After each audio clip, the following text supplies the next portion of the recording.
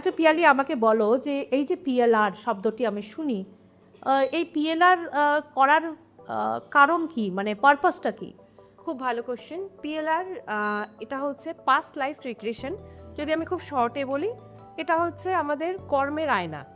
যে আমরা প্রেজেন্ট লাইফে যদি কেউ খুব ভালো থাকে, সে যেমন ডক্টরের কাছে যায় না, সে ভালো আছে, ঠিক সেরকম কারোর যদি জীবনে অনেক অসুবিধা সৃষ্টি হয়, যেটা সে কোনো সলিউশন পাচ্ছে না, তার ফিজিক্যাল বডি ওকে, তার মাইন্ডকে সে কিছুটা আইডেন্টিফাই করতে পারছে যে হয়তো আমার এই ডিপ্রেশনের জন্য এটা হচ্ছে, বাট এমন কিছু কর্মবন্ধন সে ফেস করছে, হয়তো এই লাইফে সে খুব ভালো একজন পার্সন, তার হয়তো কোনো রিলেশনশিপ ব্লকেজ হচ্ছে, তার ফিনান্সিয়াল ব্লকেজ হচ্ছে, বা একটা প্যাটার্ন, একটা ট্রমা সে কিছুতেই ওভারকাম করতে পারছে না, সেক্ষেত্রে পিএলআরটা তাকে ভীষণভাবে হেল্প করে।